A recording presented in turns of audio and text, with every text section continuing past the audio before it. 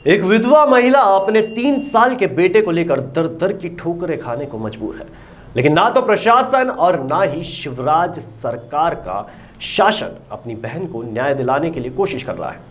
जहां एक तरफ मामा शिवराज राखी पर प्रदेश भर की अपनी बहनों की रक्षा करने का वचन देते हैं, तो वहीं दूसरी ओर प्रशासनिक अधिकारी और बाबू फर्जीवाड़ा कर महिलाओं को अपने अधिकार और योजनाओं के लाभ से वंचित रखते हैं। नमस्कार, मैं हूं भारत पंचवाल और आप देख रहे हैं फास्ट इंडिया लाइव की चीफ एडिटर संजीव सोनी की ये खास खबर।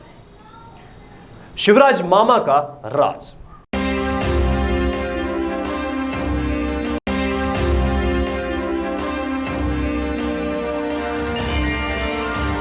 ग्यारसपुर तहसील के ग्राम बरवाई का मामला है, जहां पीड़ित महिला सरोज बाई अपने पति सूरज प्रसाद की मृत्यु के बाद अपने 3 साल के बेटे को लेकर दर दर की ठोकरें खा रही है। महिला के ससुर और अपने स्वर्गीय पति के भाइयों ने पीड़िता सरोज बाई के तमाम अधिकारों को हड़प लिया है। वहीं विधवा महिला ने एसडीएम न्यायालय के बाबू की मिलीभगत होने का भी आरोप लगाया है। मामले का प्रकरण कलेक्टर से लगाकर न्यायाधीश और तहसीलदार तक चल रहा है, लेकिन पैसों और रिश्वत का आलम देखिए कि बड़े से बड़े अधिकारी गुलाबी नोटों से अपनी जेब भरकर डकार मार रहे हैं और पीड़िता अपने अधिकारों से वंचित दर दर की ठोकरें खाने को मजबूर है। पीड़ित अवधिका सरोज बाई ने बताया कि मेरे पति के एक्सीडेंट में कुछ साल पहले मृत्यु हो गई थी। मेरा एक 3 साल का बेटा है। मेरे ससुर अर्जुन सिंह की लगभग 12 बीघा जमीन है। उनके 2 बेटे थे। उनका बड़ा बेटा हुकुम सिंह, जिसके नाम अर्जुन सिंह ने 6 बीघा जमीन का बंटवारा कर दिया था। आपको बता दें कि पीड़िता सरोज बाई ने 18 अगस्त 2020 को न्यायालय तहसीलदार बंटवारा आदेश निरस्त कर दिया गया था, जिसमें पीड़िता और उनकी ननंद नरबदी बाई ने आपत्ति जताई कि अर्जुन सिंह और उसके बेटे हुकुम सिंह ने कोर्ट उपखंड अधिकारी ग्यारसपुर के समक्ष अपील की, जिसमें हुकुम सिंह को छोड़कर अर्जुन सिंह ने सभी बारिशों को पक्षकार नहीं बनाया और अधीनस्थ कोर्ट में उपस्थित दोनों आपत्तिकर्ता गणों को पक्षकार बनाया गया।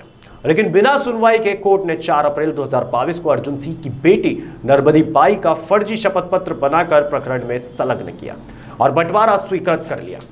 पीड़ित महिला ने आरोप लगाते हुए कहा, मेरे ससुर अर्जुन सिंह और जेठ हुकुम सिंह ने एसडीएम कोर्ट और एसडीएम न्यायालय के बाबू की मिलीभगत से अर्जुन सिंह के मृतक बेटे सूरज प्रसाद, बेटी अर्जुन सिंह की बहू सरोज बाई, बेवा सरजू प्रसाद और मृतक सरजू प्रसाद का बेटा कार्तिक जो नाबालिग है, उनके वैधानिक हक से वंचित कर दिया गया है। वहीं अर्जुन सिंह की बेटी नरबदी बाई का अभय पक्ष के मध्य व्यवहार न्यायालय विदिशा में स्वतंत्र संबंधित निराकरण के लिए प्रकरण गतिशील है, जिसमें अर्जुन सिंह बाहुकुम सी कोर्ट में उपस्थित होते हैं। क्या नाम है, कौन से गांव से और ये क्या पूरा मामला है, जैसी जानकारी में आ रहा है, बताएं। सर, मेरा नाम बबलू कुशवाहा है। मैं बेलोट का रहने वाला हूँ। मेरी बहन के साथ बहुत बुरा अन्याय हुआ है। उनके घर वालों ने उनके हिस्से की जो ज़मीन जायदाद थी वो बिना बताए उनके नाम करवा ली है, उनके मतलब जेठ ने, और उस बच्चे को कुछ भी नहीं दे रहे हैं। तो उस लड़के को कुछ मिलने की गुहार कर रहे हैं हम। आज आपने आवेदन किसके नाम दिया है यहाँ पर तहसील में? सर आवेदन वगैरह आप यहाँ पे दिया, किसके नाम दिया है? SDM sir. चलो ठीक है। आवेदन। क्या नाम है आपका और कौन से गांव से और आपके साथ किस प्रकार अन्याय किया जा रहा है और किया गया है, आप बताएं। सर, मेरा नाम सरोज कुशवाहा है। मैं बरवाई से आई हूँ। मेरे ससुर जेठ मुझ पे बहुत अन्याय करते हैं, मारते भी हैं जी। और ज़मीन भी नहीं दे रहे हैं। मैं मतलब मेरे पति के मतलब एक्सीडेंट हो गया है। मैं इतने से बच्चे को लेकर कहाँ जाऊँ? जी, तो आपका हक की ज़मीन वगैरह आपको नहीं मिल पा रही, क्या है? कुछ नहीं। जानकारी में आया कि आपकी हक की ज़मीन आपके ससुर ने अपने नाम करवाने का प्रयास किया, हो चुकी है ऐसा कुछ? नहीं, ससुर के नाम नहीं, जेठ के नाम करवा रहे हैं। जी। कितने क्या बच्चे हैं आपके? ठीक है सर, एक ही है। अच्छा, तो ये आपके कभी किसी आवेदन के संबंध में आपको यहाँ पर बुलवाया गया था कि तहसील परिसर में? नहीं बुलवाया। एक बार पहले जिन्हें मतलब डबल्स करवा रहे थे जी, मतलब ऐसे जेठ के नाम जमीन, तब मेरे मतलब एक बार बुलाया था। तो आप कहना चाह रही हैं कहीं नहीं फर्जी तरीके से आपके जेठ के नाम पूरी ज़मीन कर दी गई है? जी। ठीक। क्या नाम है आपका, कौन से गांव से और किस प्रकार आपका फर्जी यहाँ पर जो दस्तावेज लगाए गए हैं कैसे लगाए गए हैं, जी बताएं पूरी जानकारी। जी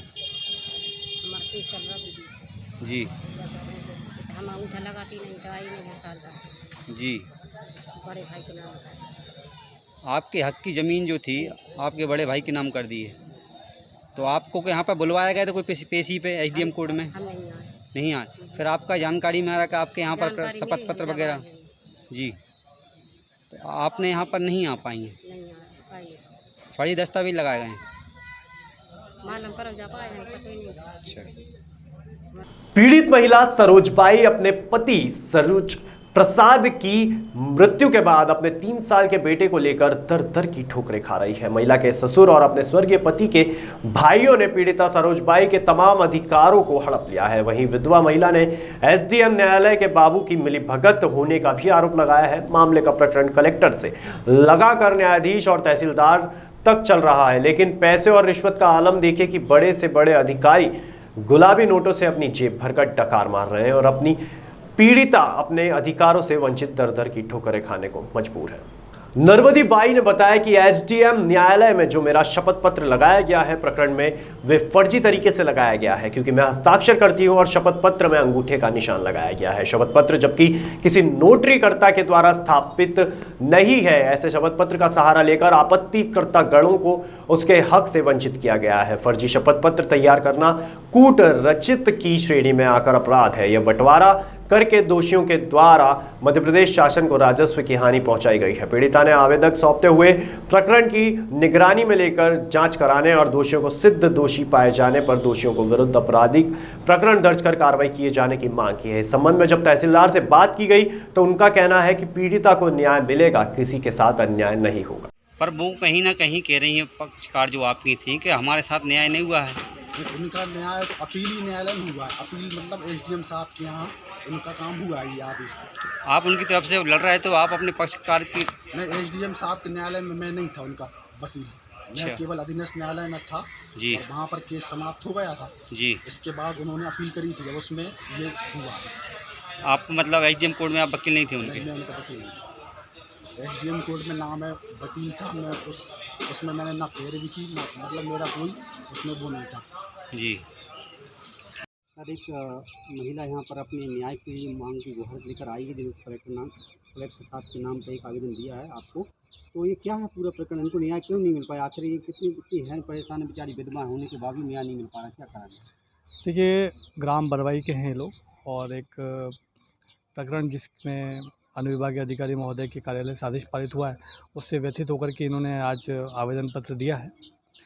पूरे प्रकरण के बारे में जानकारी तो नहीं है, परंतु इनका जो आवेदन पत्र वो कलेक्टर महोदय के नाम पे द्वारा मेरे, तो इसे वैसे ही बड़े साहब की तरफ हम प्रेषित करेंगे।